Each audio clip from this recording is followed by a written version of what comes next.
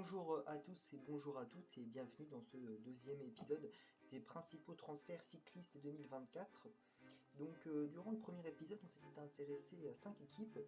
Donc il y a l'équipe Team Emirates, l'équipe Ineos Grenadiers, l'équipe Groupama FDJ, l'équipe Soudal Quick-Step, on a fini avec l'équipe Alpecin-Deceuninck.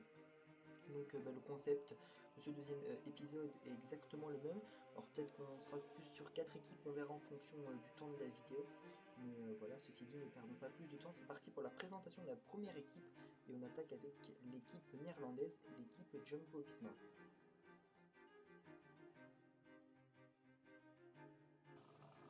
Dans celle-ci, j'ai repéré 3 gros transferts, à commencer par celui de Matteo Jorgensen, l'américain, en provenance de l'équipe Movistar.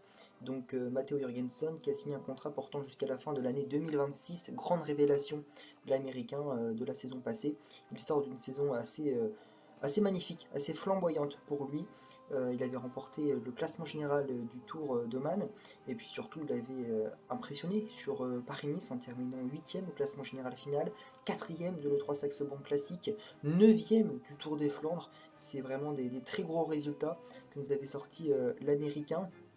Et puis il avait également participé au Tour de France dans un statut, dans un rôle d'échappé. Au départ, il était venu pour aider Enric Mas, mais malheureusement, celui-ci avait dû abandonner dès la première étape, tout comme Richard Carapaz.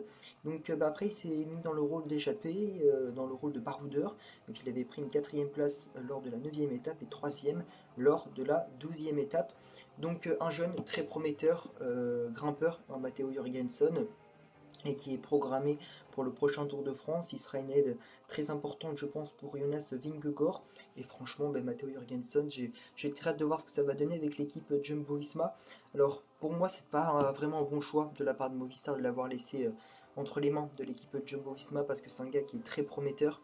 Et quand on voit qu'Henrik Mas chez Movistar, déjà en premier temps ne pourra pas faire les 3 grands tours, hein, ça sera très compliqué pour lui, et surtout quand on voit que parfois la malchance peut accabler avec par exemple l'année passée l'abandon d'Henrik Mas dès la première étape, ça peut être une superbe roue de secours.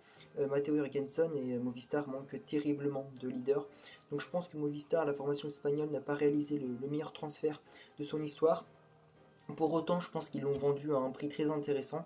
Mais Matteo Jorgensen chez Jumbo-Visma, je pense que ça va quand même bien se passer pour l'américain. Et de toute façon, il peut que progresser dans l'armada jaune et noire. On continue avec un transfert qui a fait énormément parler, c'est celui de Sian Heusdebroeks, le Belge âgé seulement de 20 ans. Un transfert qui a fait énormément parler tout simplement parce qu'au début on ne sait pas trop ce qui allait se passer. Est-ce que Sian Heusdebroeks allait vraiment rejoindre la formation de Jumbo-Visma? Dans les jours qui ont suivi, le transfert a bien été confirmé par la formation néerlandaise et par le coureur belge. Sian Heusdebroeks, je pense que pour beaucoup, je n'ai plus vraiment besoin de le présenter, grosse pépite du cyclisme mondial, 8ème du dernier Tour d'Espagne. Une performance remarquable pour un coureur âgé seulement de 20 ans. Vous l'avez compris, c'est un pur grimpeur, Sian Heusdebroeks, qui peut viser les classements généraux sur les différentes courses par étape. Après que la formation de Jumbo-Visma, je pense qu'il devra plus se contenter d'un rôle d'équipier en haute montagne. Sian Heusdebroeks a signé un contrat portant jusqu'à la fin de l'année 2027. A noter également que les leaders sur les grands tours côté Jumbo-Visma commencent néanmoins un petit peu à vieillir. Quand on regarde un petit peu les principaux leaders qu'il y a dans la formation néerlandaise, Wout van Aert il a 29 ans, Sepp Kuss il a 29 ans, Primoz Roglic est parti et Jonas Vingegaard a 27 ans. Ça serait pas du tout surprenant de voir dans quelques années Sian Heusdebroeks leader sur un Tour de France. Ça serait vraiment pas surprenant, surtout qu'il a plus grand chose à prouver. Il avait surtout à prouver son immense potentiel sur ce Tour d'Espagne 2023, chose faite avec cette 8ème place au classement général final. Maintenant il n'a plus rien à prouver, c'est un excellent grimpeur. A noter qu'il va participer au Giro d'Italia aux côtés de Wout van Aert, donc ça sera très intéressant de voir la collaboration entre les deux Belges. Et puis côté start list provisoire, côté Jumbo-Visma, on devrait avoir Olaf Koy pour les sprints, Kelderman, Robert Racing et donc les deux Belges, Heusdebroeks et Van Aert. Donc très intéressant, voir qui sera le leader côté Jumbo-Visma, Wout van Aert, Heusdebroeks. En tout cas, les deux peuvent avoir ce rôle de leader, vu comment Wout van Aert nous a montré ses immenses qualités en haute montagne. Un transfert très intéressant pour la Jumbo-Visma. Et on termine cette liste des principaux transferts côté Jumbo-Visma par Ben Tullet, 22 ans seulement également. Donc côté Jumbo-Visma, on a quand même fait des recrues avec des coureurs qui sont quand même plutôt très jeunes. Donc Ben Tullet, comme je viens de vous le dire, a seulement 22 ans. Alors c'est un coureur qu'on ne connaît pas plus que ça, surtout par entre guillemets, les amateurs du cyclisme. C'est pas encore un coureur qui s'est vraiment montré sur le devant de la scène, mais c'est un coureur qui est très talentueux, hein, Ben Tullet. Sur son palmarès, il compte une participation sur un grand tour, c'était lors du Giro. Et normalement, en 2024, Ben Tullet devrait participer au Tour d'Espagne. Ça devrait être sa première participation sur la Vuelta. Ben Tullet, donc voilà, un coureur vraiment très intéressant, un coureur explosif qui aime bien tout ce qui est sprint et punch. Mais oui, c'est un coureur qui va être très intéressant, un coureur à suivre de très près pour cette saison 2024.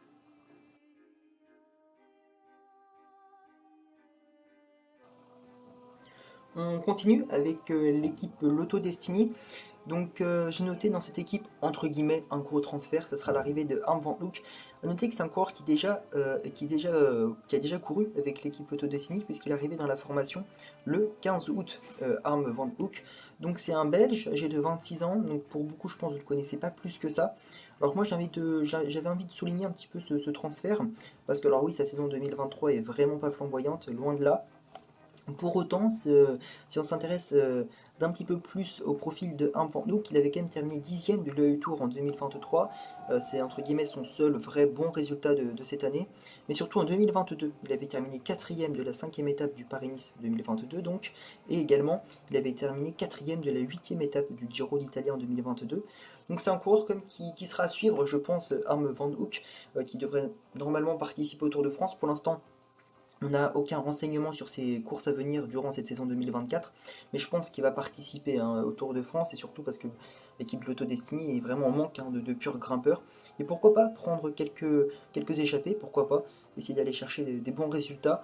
Mais oui, je pense que c'est un coureur qui sera à suivre, et j'espère qu'il fera une meilleure saison que sa dernière saison, donc la saison 2023 qui était vraiment pas flamboyante. Donc on poursuit donc avec l'équipe, la formation IF Education Easy Post. Donc dans celle-ci, j'ai repéré deux grosses arrivées. Donc il a commencé par celle de Rui Costa, donc le portugais âgé de 37 ans. Donc pour ceux qui ne connaissent pas, c'est un vainqueur d'étape sur le Tour de France, vainqueur de 3 étapes. Et surtout, il a été sacré champion du monde en 2013, Rui Costa.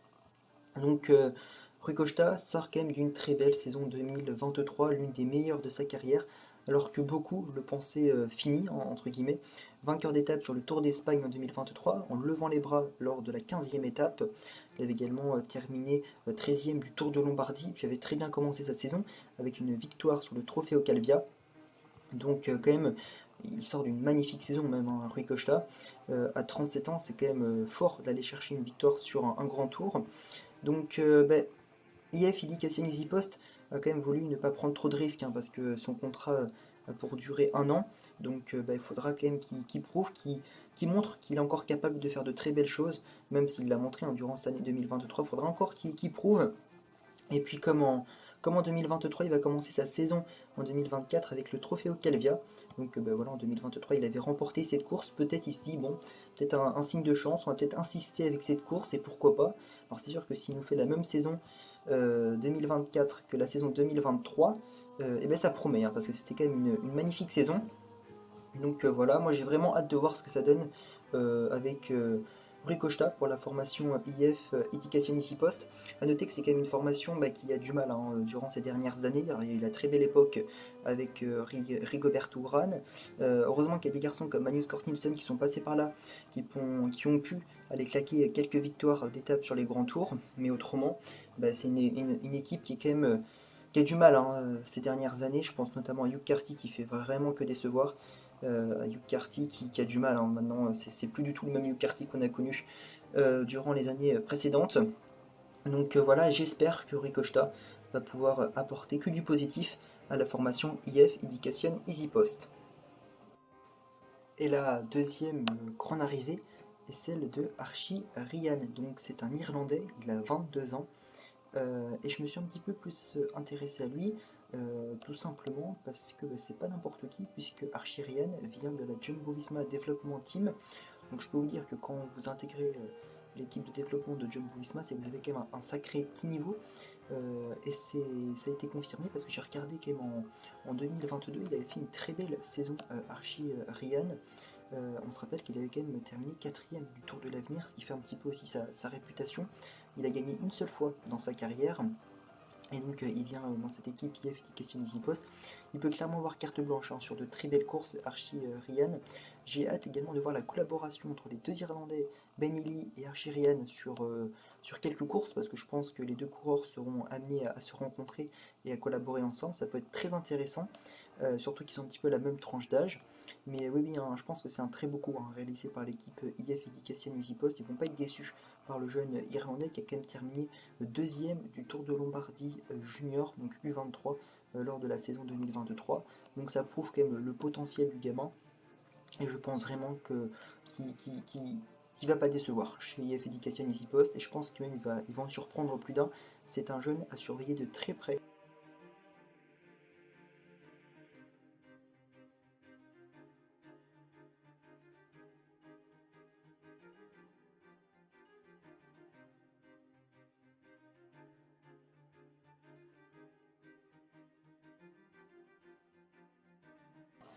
Et on termine donc ce deuxième épisode avec l'équipe Intermarché Circus Wanty. Alors dans la formation belge qui a quand même connu une année 2023 pas si simple que ça, n'empêche, parce que ils comptaient beaucoup sur leur Binyam Guermé qui a une saison 2023 pas si facile que ça, l'Érythréen. Mais donc nous on va s'attarder sur les transferts et donc j'ai noté seulement un transfert principal, en tout cas plutôt un transfert intéressant, c'est celui de Kevin Colleoni, donc en provenance de Team Jayco Alula. Donc je pense que à l'appellation du nom, vous avez compris que c'est un coureur italien. Il a 24 ans, donc il est jeune. Et pourquoi je le mets en tout cas dans les transferts principaux, donc dans les transferts intéressants? Parce que il avait quand même connu une très belle saison 2022, alors même si sa saison 2023 est pour le moins catastrophique, on n'a pas du tout vu Kevin Colleoni. Sa saison 2022 est assez intéressante. Donc par exemple en 2022, il avait terminé 7ème du Tour d'Oman, il avait également terminé 11ème du classement général final du Tour de Turquie, il avait également pris part au Critérium du Dauphiné, là on ne l'avait pas vu, mais c'est un coureur quand même qui, je trouve, qui est assez intéressant dans sa globalité, parce qu'il a seulement 24 ans, comme je l'ai dit. Alors c'est un coureur plutôt qui vise les classements généraux de différentes courses par étapes, mais je pense honnêtement que c'est un coureur qui peut réaliser quelques performances assez intéressantes. Alors je dis pas du tout sur les grands tours, parce que je pense qu'il n'a pas encore le niveau pour rivaliser avec des coureurs déjà qui sont déjà connus du grand public, mais cependant je pense que sur des courses par étapes telles que Tirreno Adriatico, le Tour du Pays Basque, et des courses quand même assez importantes, mais je pense qu'il peut aller vraiment faire des choses assez intéressantes, Kevin Colleoni, sur les étapes de montagne. Maintenant, reste à voir quels seront ses objectifs. C'est un pur grimpeur, pour ceux qui se demandent, Kevin Colleoni. Donc reste à voir, mais je pense que ça peut être très intéressant. Et je pense que l'équipe Intermarché Circus Wanty ne va pas être déçue par ce petit jeune italien de 24 ans, parce que je pense qu'il peut quand même aller claquer, alors je dirais pas 2, 3, 4, 5, mais il peut aller claquer quand même, je pense, une victoire sur une course par étape assez renommée. Maintenant, reste à voir quels seront ses objectifs, parce que il sort d'une année 2023 catastrophique. On l'a pas du tout vu, Kevin Colleoni. Il a participé à aucune grande course, il a participé à aucun grand tour. Et puis, ça serait peut-être également le moment pour lui d'aller décrocher sa première victoire, Kevin Colleoni, de 24 ans. Aucune course pour l'instant à son programme. Il a signé un contrat portant jusqu'à la fin de l'année 2025. Reste à voir, mais moi je pense qu'il peut réaliser des choses très intéressantes, Kevin Colleoni, c'est pour ça que je voulais en parler. Mais maintenant, reste à voir. Après, ça se trouve, ça sera une grosse déception et qu'on ne le verra pas. Mais je pense qu'il a des choses à nous montrer, Kevin Colleoni. Donc voilà pourquoi je l'ai mis en tout cas dans les transferts plutôt, je dirais, intéressants que principaux pour l'équipe Intermarché Circus Wanty. J'en ai repéré qu'un parce qu'après les autres, je les connaissais vraiment pas. Puis c'est pas des coureurs très connus, donc on ne peut pas placer d'attente autour de ces coureurs. Donc voilà, c'était entre guillemets la dernière équipe de ce deuxième épisode. Et donc la dernière équipe qui était l'équipe Intermarché Circus Wanty avec le coureur Kevin Colleoni. Donc voilà, c'est la fin de ce deuxième épisode des principaux transferts cyclistes 2024. J'espère que celui-ci vous aura plu. Si c'est le cas, comme d'habitude, n'hésitez pas à liker cette vidéo. Si mon contenu vous plaît, n'hésitez pas à vous abonner. Et puis autrement, moi je n'ai plus qu'à vous donner rendez-vous dans les jours qui viennent, soit pour une nouvelle vidéo, soit pour le troisième épisode des principaux transferts de la saison 2024. Il y en a eu vraiment beaucoup, donc c'est pour ça que je fais ça par épisode. Et puis surtout parce qu'il y a des équipes qui ont recruté beaucoup de coureurs et des coureurs très intéressants. Donc on verra ça dans les prochains épisodes. Autrement, donc moi je vous donne rendez-vous, donc je viens de vous le dire, dans les jours qui viennent pour une prochaine vidéo. Allez, salut, portez-vous bien.